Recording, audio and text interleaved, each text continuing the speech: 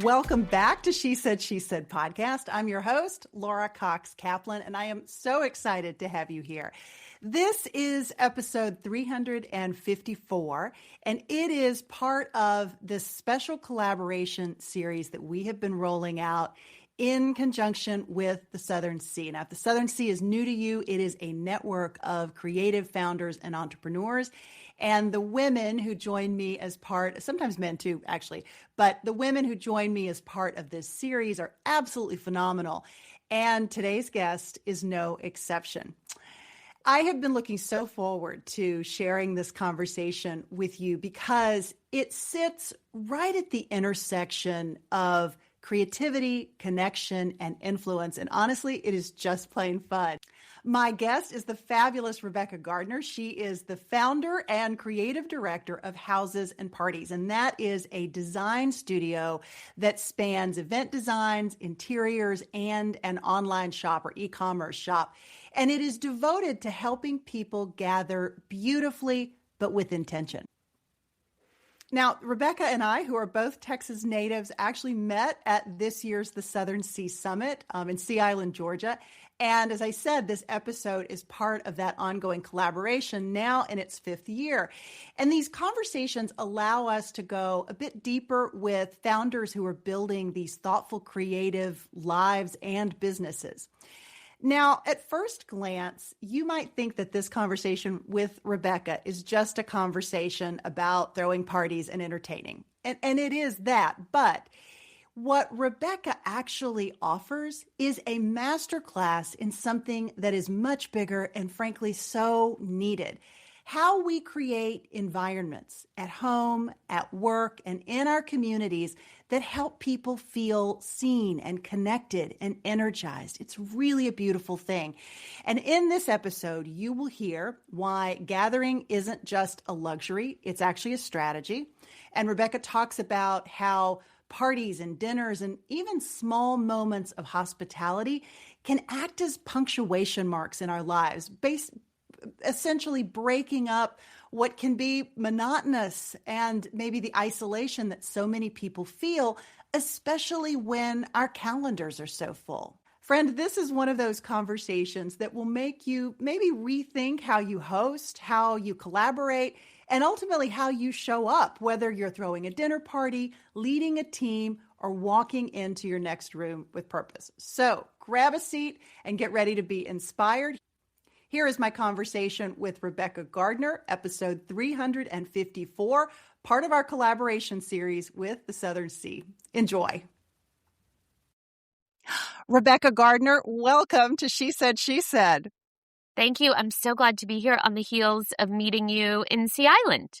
I am so happy to have you, and I'm so happy that you have agreed to be part of this, the Southern Sea She Said podcast collaboration that we have been doing for the past 5 years. It is, these conversations are such a source of joy for me, and I hope for my listeners we get great feedback on them because it allows us to really deep dive into the lives of some of these creative founders and entrepreneurs like yourself.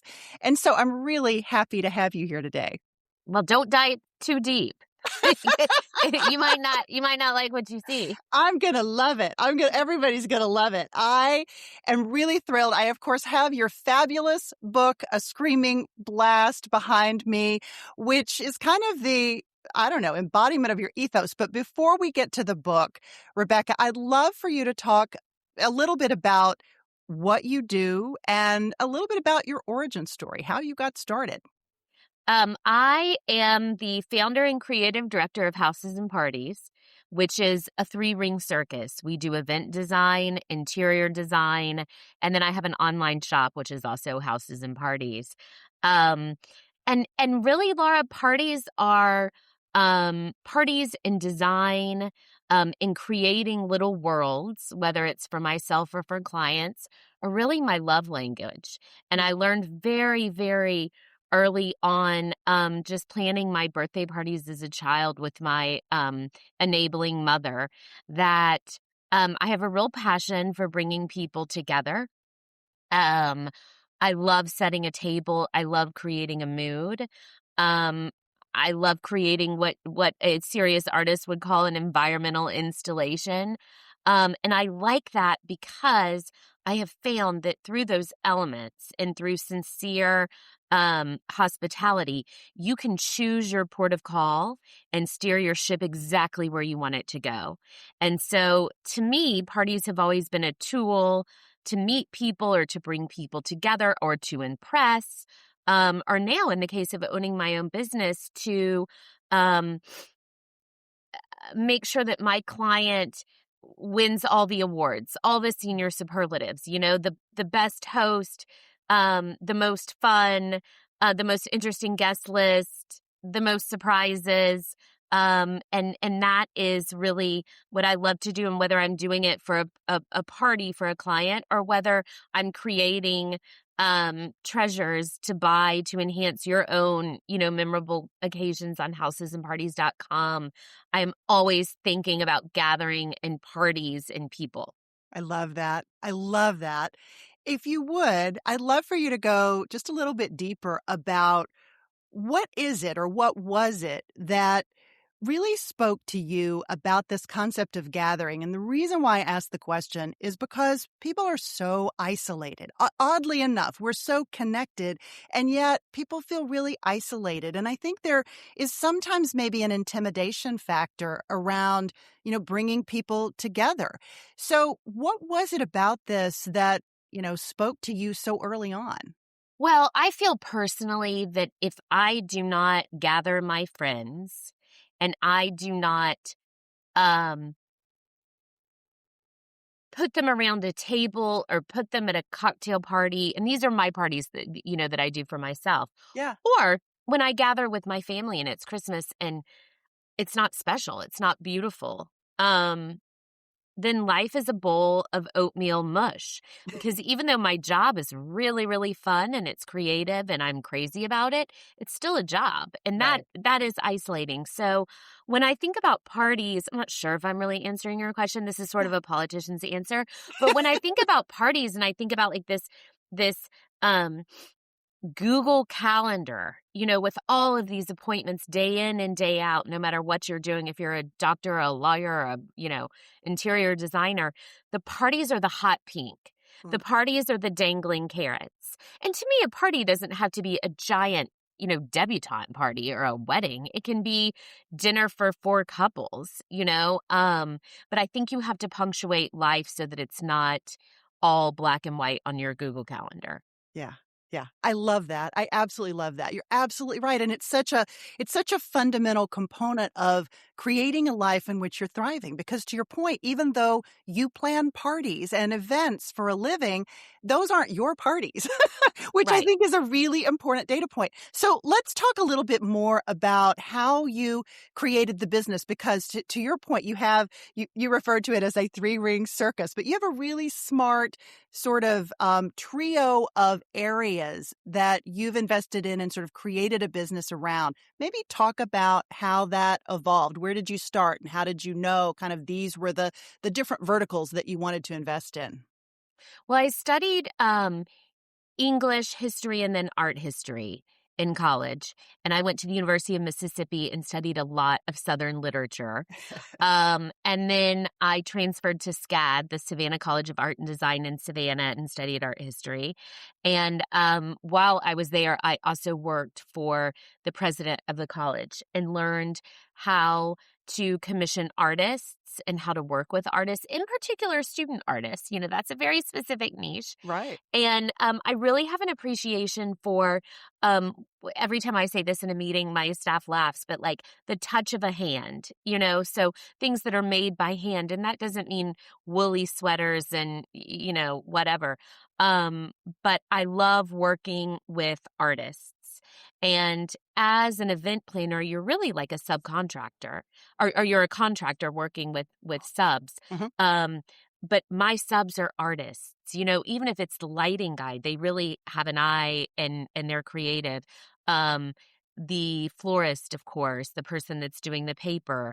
And so I learned that very early on, studying at and working at SCAD.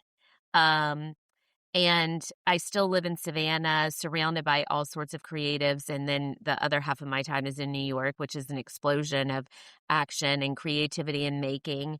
And that is a really big part of what I do, whether it's interior design, event design, or even my e-commerce shop, because we make everything for our e-commerce shop, Oh, wow. besides like, Hermes China and Puy-Fricot silver, Right. things that there's no reason to make. You couldn't do it better.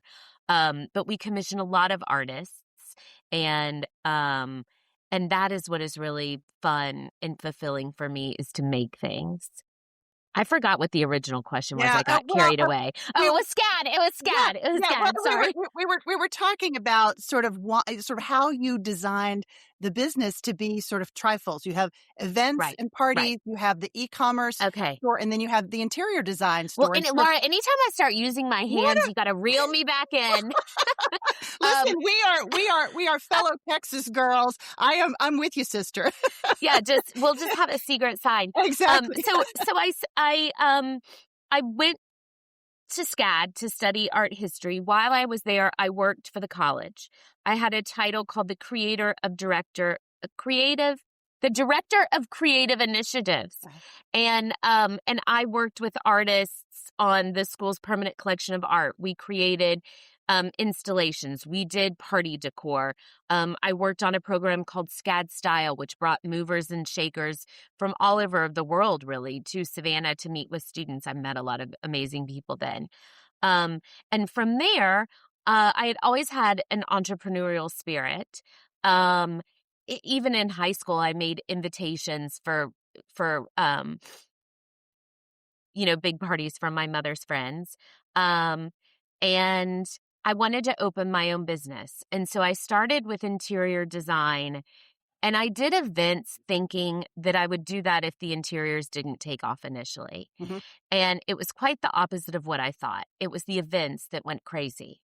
And I had a lot of contacts and friends in New York, and that is where my business really started and thrived, Mhm. because I was able to do really wonderful small events for luxury brands, Mm, because they were at the beginning. So I started my business in 2011. So that was really the beginning of creating content and making sure that whatever the action was looked like your brand, and that the right people were there, and sort of the beginning of Instagram. yeah. And so I did a lot of events, and really established my business in New York and beyond, doing um, sort of smaller, very thoughtful, and I say smaller, like under 100 people, Yeah. thoughtful um, experiences for luxury brands. And then, of course, we do weddings. Mhm. At the start of my business, I did a lot of weddings. Now we do about 2 to 3 a year by choice, just because it is such a fun, I mean, I love it, fun, intimate experience. But I have a fairly small team, and everyone is involved. We're not an event factory. Yeah. Um, so I started with events and interiors, and I was like, uh, I was like a Southern bride that didn't even have a boyfriend when COVID hit. And I had a file ready to go for this e-commerce shop. I Mhm. always wanted to have a retail space. I had tons of ideas. I had all my tear sheets. I was just always scared to do it, honestly, Laura, with Mm.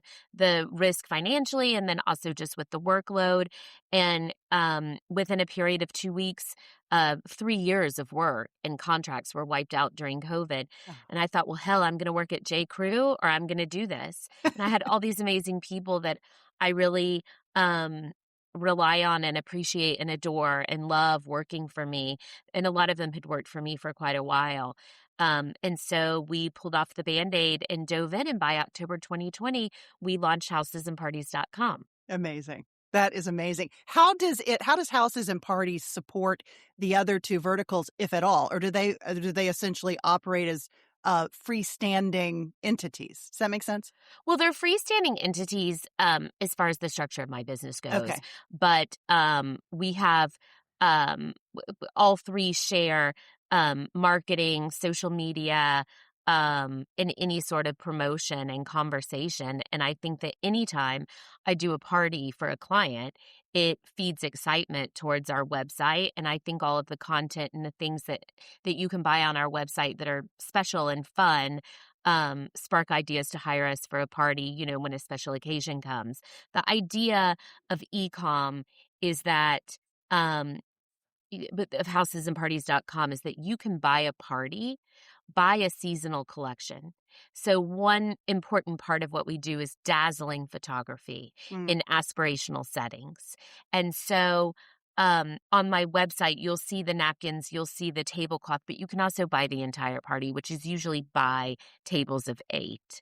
Yeah. And that tells the whole story. So that gives you all the bells and whistles. And we have a whole section on our website called entertainments, which are things really just to make your party fun and shake it up, whether it be a party cracker with, parlor games as a prompt, like do your best Mick Jagger after dinner, or um, we have uh, escort cards that say shag, marry, kill with all sorts of crazy names on the back.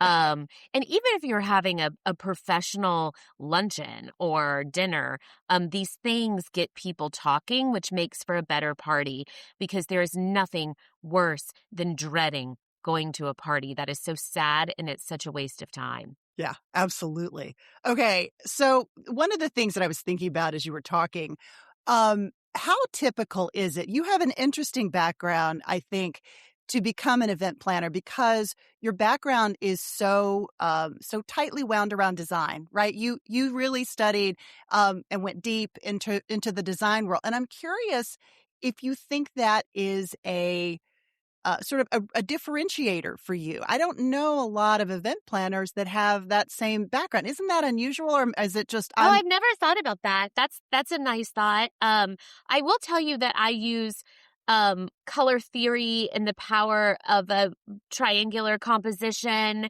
every single day. Yeah. And our our look, if that's what you want to call it, is sort of unabashed and bountiful and wild. Yeah. But we do start with good taste and then shake it up. And that is a really, really good point because I think it's sometimes for those of us who do not have that same design background, I see the things that you put together and I go through the pages of your gorgeous book, which of course is called A Screaming Blast, by the way, for anyone who's not watching us. But I look at these pages and I'm like, I could never put that combination together quite that way. Like I wouldn't know where to start. And I feel like sometimes people look at these amazing pages and they're like, how? Because it is over the top and it works.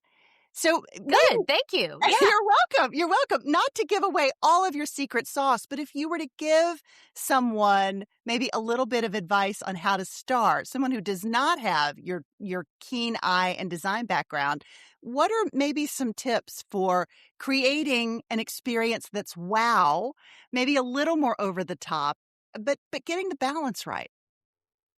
Um, I think that the most important thing is lighting. Mm, You could put a brown paper bag down on the table like you're at a barbecue place in Lockhart, Texas. And if the lighting's good, everyone has a better time. I think you also want to make sure that the drinks are good so that mm. everyone can have a delicious, strong drink when they walk in the door and not some fruity thing with skewers shooting out of it. There, like that is one of the few places that I'm pretty practical. Um, and then as far as making the decor, I encourage you to think about the whole room. So what's on the floor, what's on the ceiling, and then of course what's right in front of you on the table. I also think that it is really nice if you have the luxury of space to move from space to space throughout the evening, even if it's a small dinner party, so you don't feel stuck. Yeah. Um, One great gift that a host can give their guests is sort of bookends for fabulous conversation. When you're doing a seated dinner in particular, you have an obligation to be really thoughtful about where you seat your guests. And it's a really beautiful thing to think that you are giving someone an environment just for them, 24 inches designed just for them for usually an hour and a half. Right. And you choose who's seating to the right, who's sitting to the right, across from them to their left. And so I think that um, there's a social contract, there's an exchange between your effort and their time, and that really needs to be honored. So I would be really thoughtful about introductions and seating. And then as far as the design part goes, I mean, those are all sort of like structure Yeah. tips, but as far as the design part goes, set a beautiful table that you're comfortable with, that's appropriate with your best things, and then think about how you can communicate abundance. So you might go to Whole Foods and find the most beautiful, teeny little champagne grapes, not those pedestrian, waxy, big fat things, but beautiful, weird little things. Or are there rambutans because they're in season? Or is the dragon fruit crazy when you cut it open with those black and white polka dots? And add that to your table, but don't sprinkle it in. You've got to go big or go home. Yeah. Yeah. I love all those tips. That's amazing. One of the things that I always like to do, especially if I'm a guest, certainly if I'm a host, but generally I already know this if I'm a host. But if I'm a guest, if I can know who the other attendees are likely to be and do research on them if they're people that I don't know, or think about topics that Right, we might want to talk about, so right. that at least I have a few things in my back pocket if I'm seated next to somebody who's maybe a little less or maybe more reserved, little harder to talk to, or from some industry that's completely, outside of my domain. I kind of like to do that too. I'm curious, Rebecca, you talked a little bit about, throwing parties and designing invitations for your mom growing up. But I know from reading your book that the women in your family had a big impact on how you think about entertaining. Maybe talk a little bit about that inspiration, maybe share a story or two about those women and how they affected you. Sure. Well, I had a grandmother that was a fabulous cook. And in my child's mind's eye, she had a kitchen island that was 100 feet long. And there were always things steaming and stewing and baking. And she ran a very formal house. We lived in South Texas, and my grandfather was a doctor, and there were a lot of people coming in and out of town all the time. Um, and so when it was just family, we would sit at like the kitchen banquette in her 1950s, kitchen banquette was quite jazzy, in her kitchen.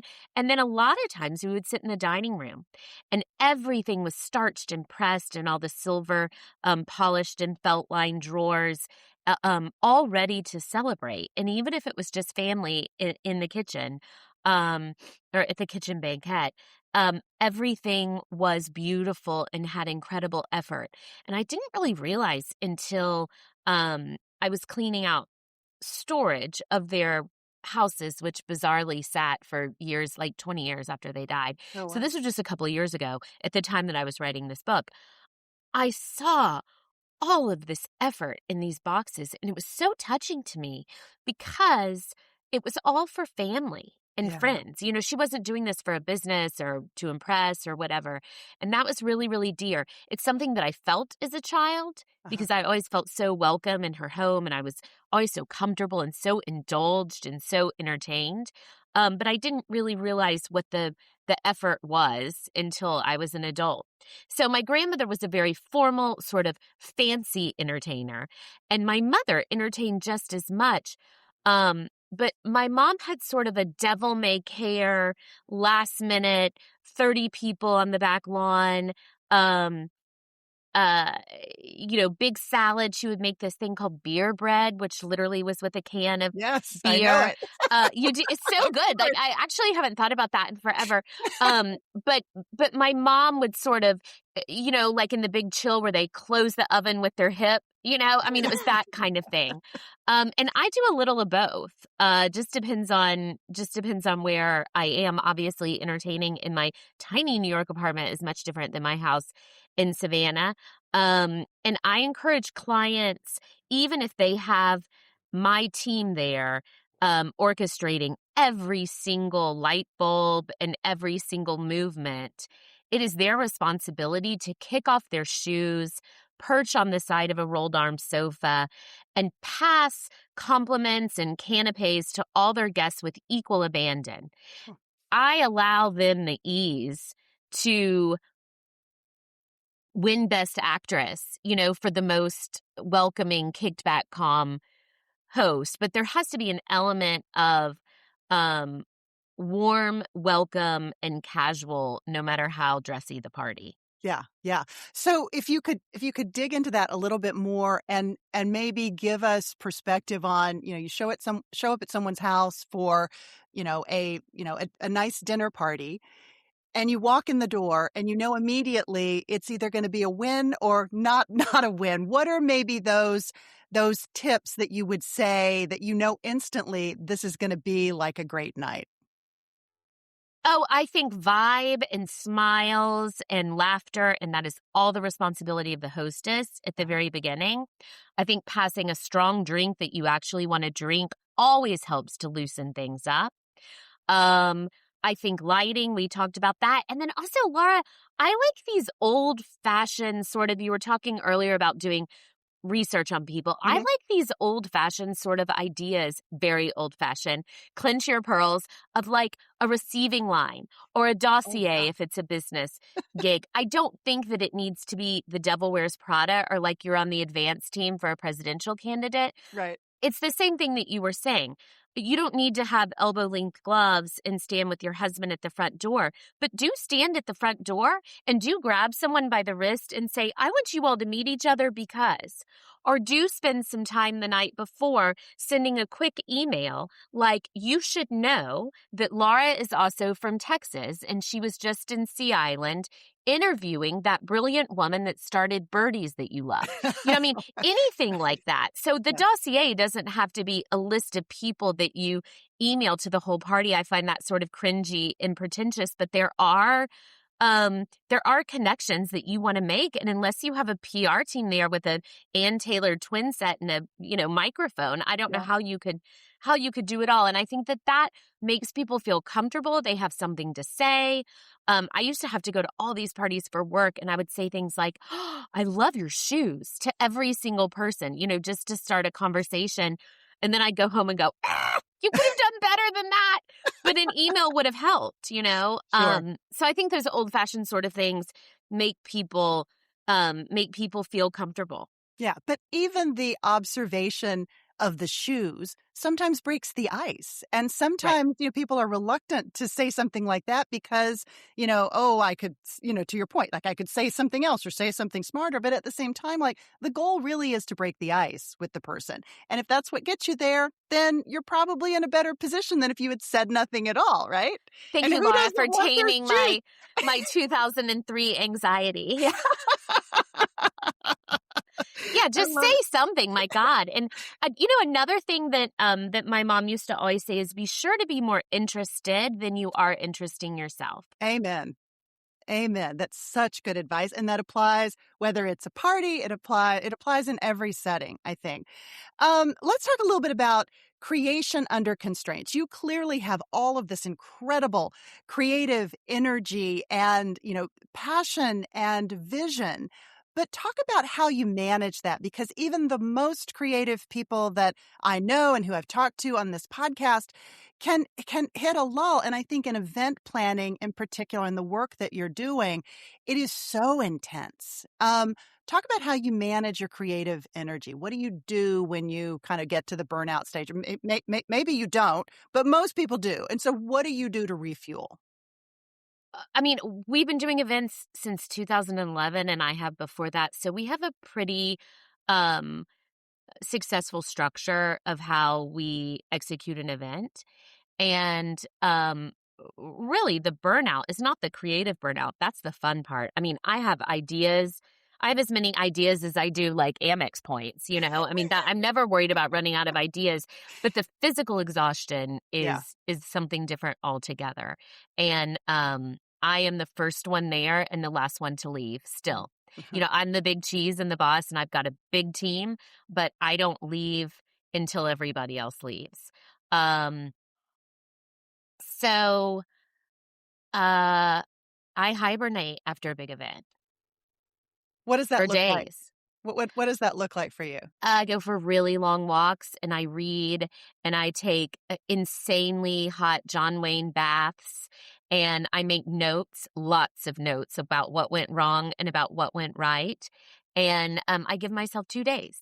Mhm, mhm. I I have love that. someone like, pull my hair and massage my shoulders. I have 10,000 manicures and a facial and whatever else makes me feel good. Yeah, I love what you just I mean, all of that is great, but I love especially what you said about your basically your post-game strategy. Like, you're doing a review on what went wrong and also, really importantly, what went right. Yeah. And as you look back on those things, right, all hell could have been breaking loose, but if you've celebrated the things that actually did go right, then getting that balance can be a really important sort of aspect of that. Talk a little bit about your, obviously collaboration is at the heart of the Southern Sea. It's a really important component associated with connecting and with thriving in our lives, whether it's work or just life in general. But maybe talk a little bit about what you're looking for in your collaborative partners. You talked about, you're relying on vendors, you have a big team, you got all these people that you're working with. Maybe provide some advice and perspective for things that are so essential to you when you think about collaborative partners. A sense of humor, Mm, a candid conversation about cost. Um, Gosh, I have the best team. Not just the people that work for me. I mean, my much bigger team are people that we work with over and over on both events and interiors. Um, and events specifically are live theater. And so you want someone that is calm in a storm. You want someone that you can rely upon, with whom you have a mutual trust. Um, and you share an ultimate goal, someone that cares about their reputation, someone that, um, when you have a last minute windstorm, um, isn't negotiating the price of anchoring the tent. They're just doing it, you right. know? Mm. Um, I'm really, really lucky in that way. But um, I've also made a real effort from the very beginning to maintain intimate relationships. I mean, no French kissing, Laura, but intimate relationships with my vendors, like birthdays and births and notes and follow up and photography and whatever that love requires. Because we need them. They make us look good. Yeah. Particularly florists, lighting guys, tent guys, caterers. There's always going to be something that goes wrong at a party. We plan like hell and it decrease our margin of error to basically nothing, but there's always something that happens. And it's my job to make sure no one knows. And I require, sort of everybody else to help me troubleshoot. Yeah, yeah.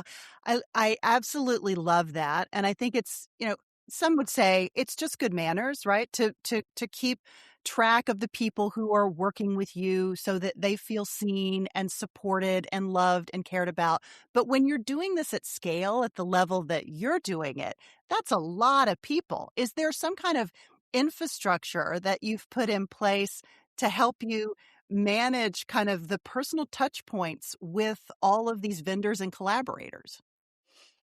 No. I mean, there will be, um, like my director of events will assign someone to each vendor. And at the end, either her name is Kimberlyn. Kimberlyn and I will write a note to every single person. Yeah, Um, that's my trick is yeah, writing a note. I feel like it's something that very few people do.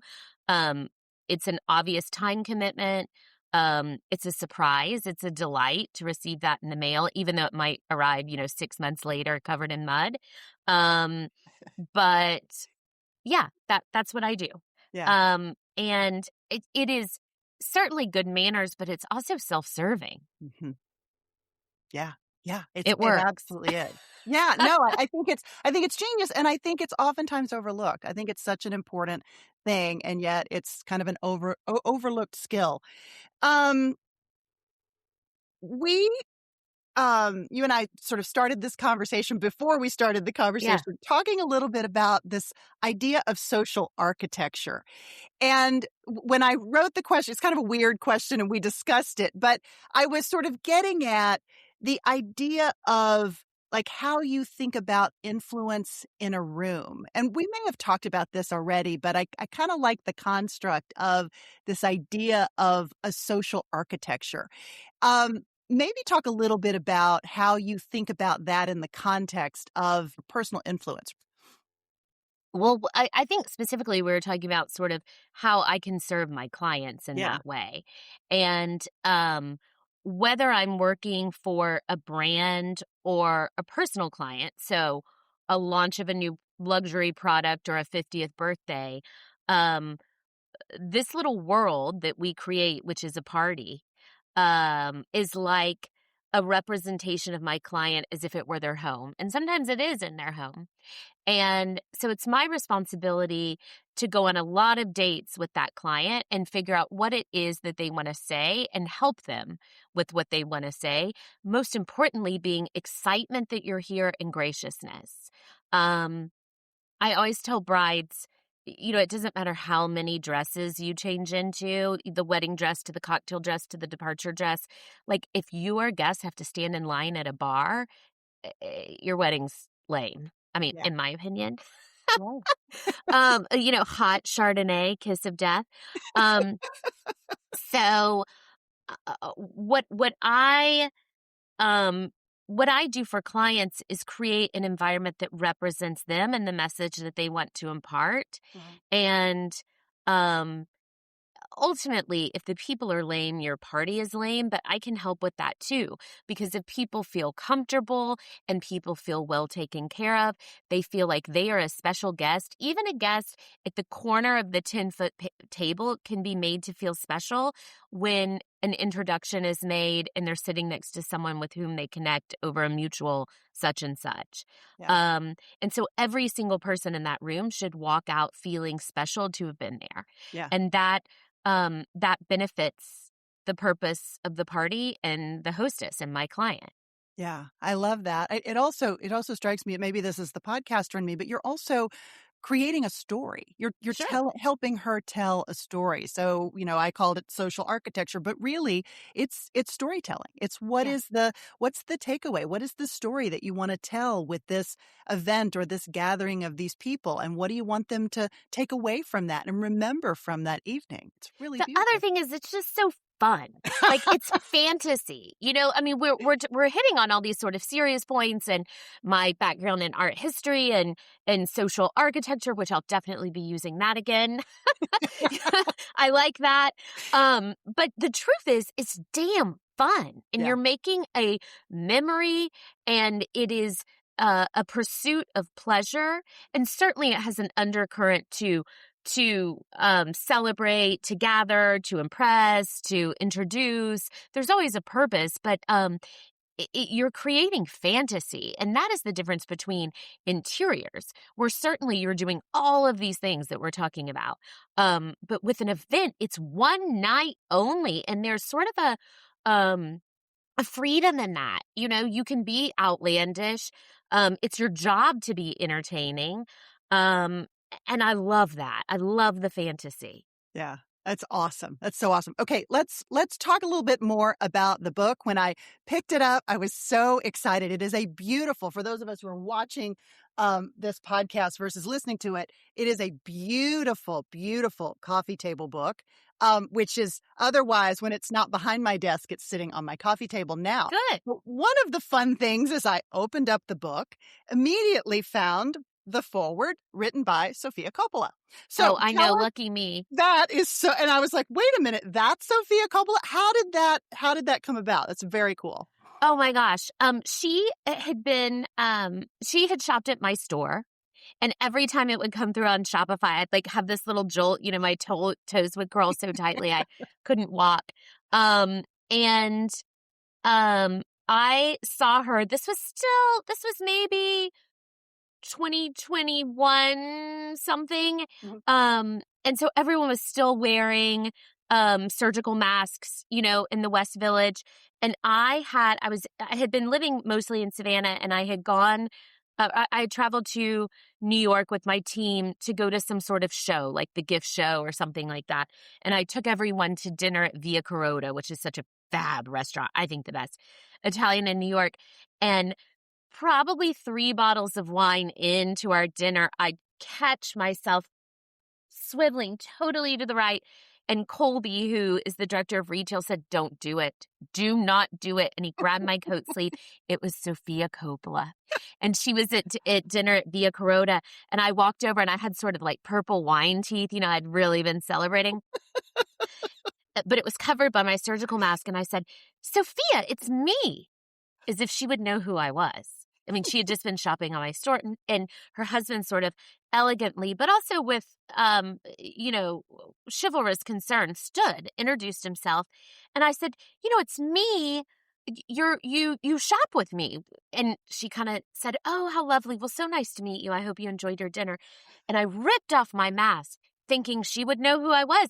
"Sophia, it's me. It's Rebecca." And she said, "Lovely. I hope you enjoy." I mean, it just kept going on and on and on.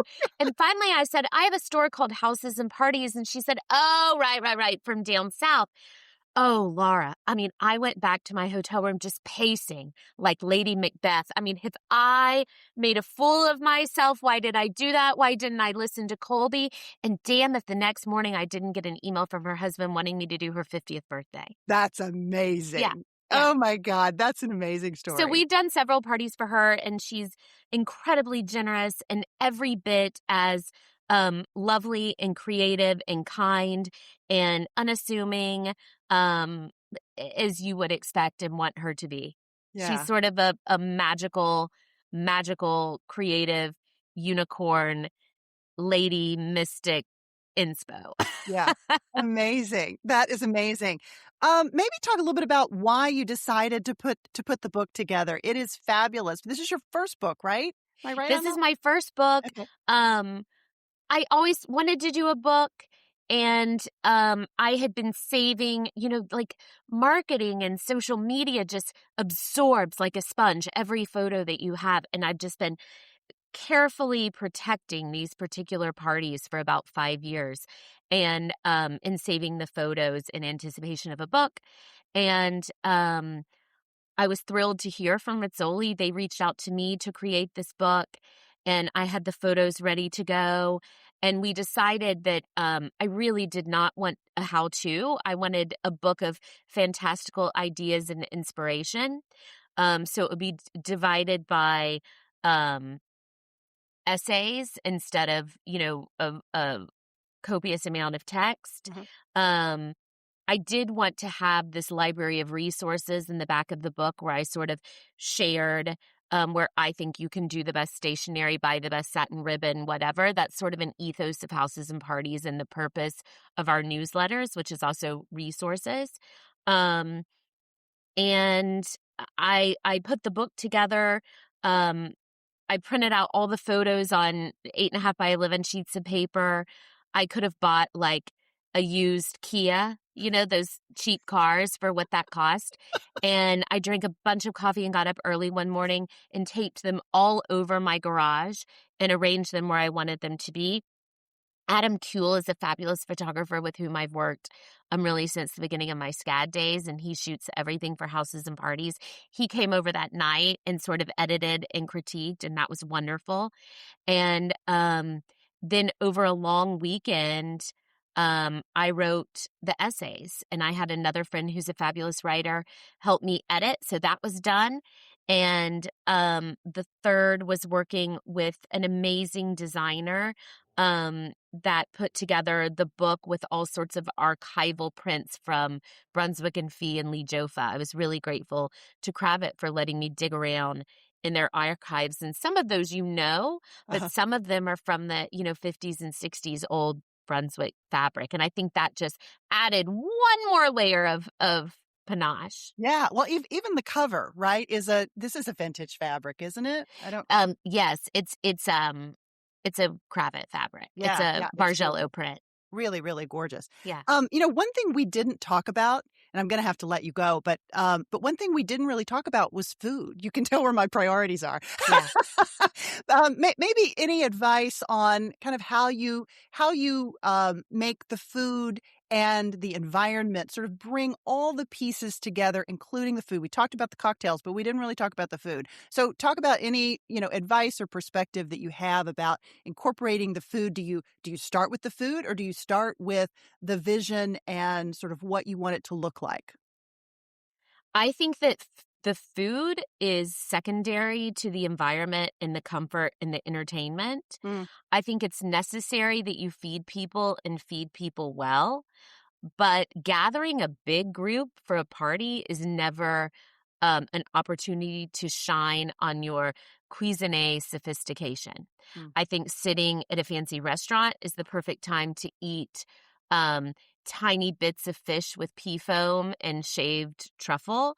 I do not think that a big group of people is an effective way to show off preciousness. I think you want to give people something that is delicious, something that they know, something that they like to eat, and lots of options for picky eaters.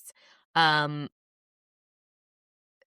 caterer doing a party is never going to execute something complicated like a restaurant. Yeah. They're oftentimes working in makeshift kitchens. They're serving, 100 to 200 people at a time. And it's best that it comes out on time and that it tastes good and that it's warm and that you have options for people that have a lot of dietary requirements. I never ask. I just have options. Yeah, I love that. No, I actually think that's really smart. Otherwise, you get into all of the sort of the customization as opposed to just offering people, optionality. Okay, I could continue this conversation for the rest of the afternoon. So fun. My guess is my listeners like, no, don't let her go, because this is so much fun and you've offered so much great advice and perspective. I've just loved it. It's been so fun, but it's also, your approach is so very thoughtful in terms of how you think about the curation of this magical experience that helps to bring people together and help them ultimately connect more fully. So I absolutely love it. Absolutely loved the conversation with you, and just so grateful that you spent time with me today. Well, let's throw a party. Not in DC though. Too cold. Why not? Well, it is a little cold, right? Maybe we'll wait until spring. In the spring. A cherry blossom party. Oh, what a good idea. I love that. I'm so glad to meet you. Thank you for having me. It was wonderful to listen to you in Sea Island, and even more fun to have you all to myself. Oh, thank you. I feel the same way. It was really, really great. I'm so grateful. The Southern Sea is really grateful, and I look forward to seeing you soon. Thank you. Bye.